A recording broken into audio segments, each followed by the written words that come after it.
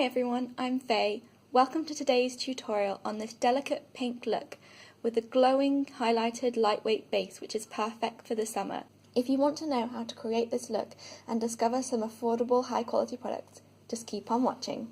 I'm starting with the L'Oreal Infallible Mattifying Base. This is a silicone primer that makes the skin feel silky smooth. Unlike some silicone primers, this doesn't feel heavy on the skin and it doesn't pill when you spread other products on top of it. This is my first voiceover video, so you'll have to bear with me. For my base, I'm using the Missha Perfect Cover BB Cream, and I'm adding a small amount of the NYX Luminous Foundation Mixer to create a glowing finish. The Missha BB Cream is one of my all-time favourite products, and it really perfects the look of the skin without being heavy or cakey. I'd definitely recommend this to anyone with dry or combination skin. Unfortunately, it does have a very limited shade range, as with most Korean products, so this is one for all my pale friends out there. I'm rubbing it into the side of my nose, just to make sure all the pores are filled, so that they will be less noticeable. This shade, by the way, is number 21, and as you can see it has a very neutral undertone, but once it's blended it will no longer look grey.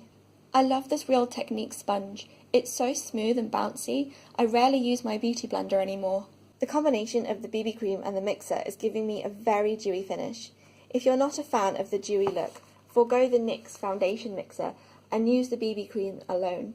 I'm putting what's left on the back of my hand onto my cheeks, as I tend to get redness in this area. If I was doing a full coverage look, I would use a green colour corrector before my foundation, but while the weather is warm, I prefer to keep the amount of product on my skin as minimal as possible. On to cream bronzer. These are the Gosh Lumi Drops in shade 006. Gosh is available at Superdrug.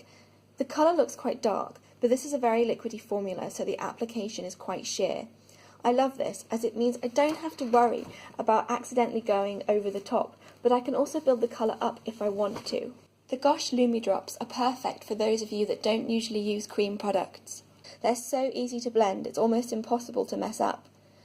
I'm further using this cream bronzer to contour underneath my cheekbones. Remember to blend your bronzer back into your hairline to avoid an unnatural looking white stripe.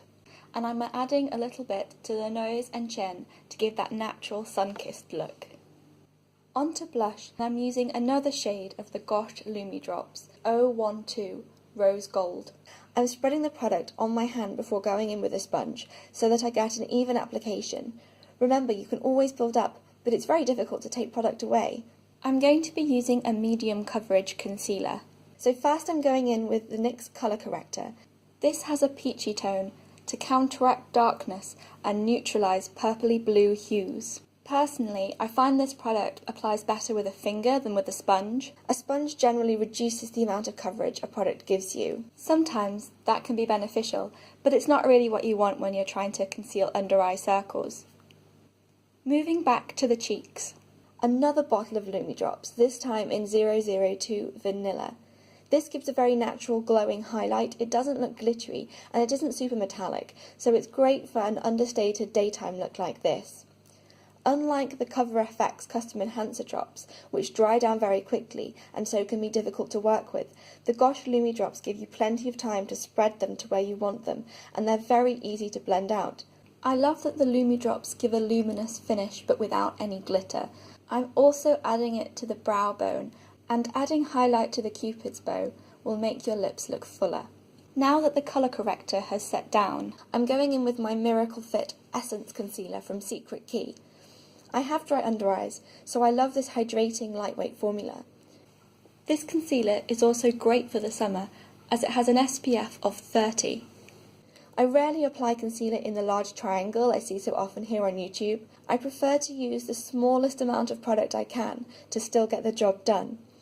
I particularly avoid using lots of concealer in the summer, as when we sweat, concealer can turn cakey.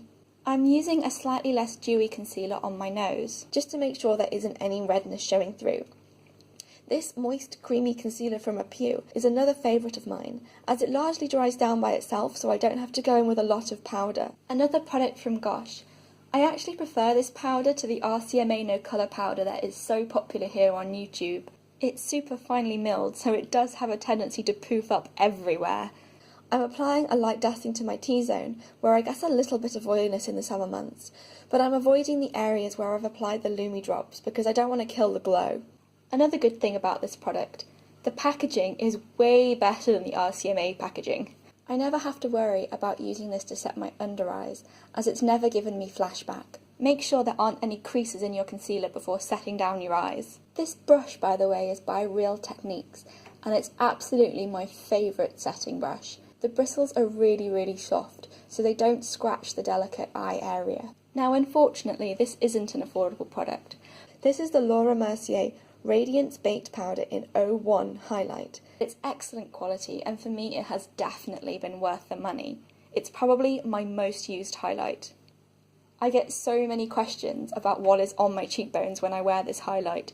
It doesn't pick up the best on camera because it is natural, so you'll just have to believe me that it looks amazing in person. It gives the perfect glow. No glitter, it's not metallic, it's that to die for sheen, and it kicks the cream highlight up a notch. Now for the eyes. This is the Makeup Revolution Blush Goddess Blush Palette. I'm going for a subtle pastel look, so I'm using a blush instead of an eyeshadow, as blush is less pigmented and gives a wash of colour. Today I'm focusing the warmer shade in the crease and the cooler pinks on the lid. Makeup Revolution palettes.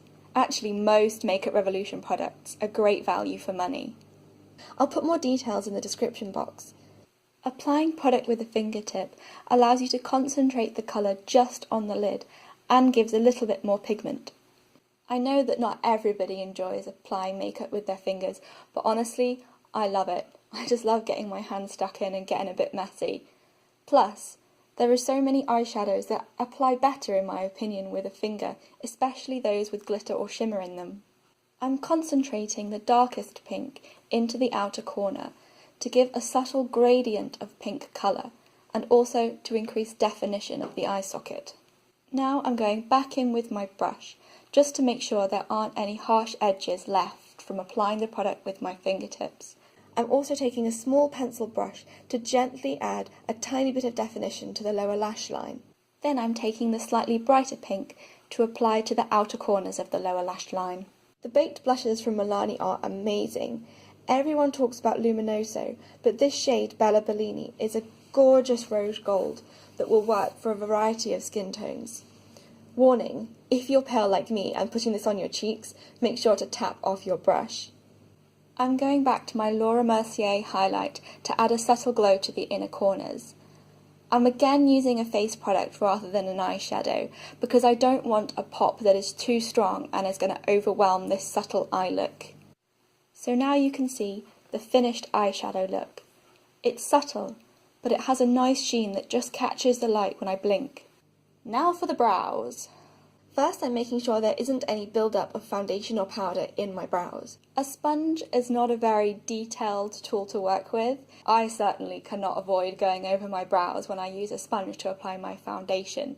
That's why I pretty much always do my brows afterwards. Now I'm going in with the NYX Micro Brow Pencil in Ash Brown.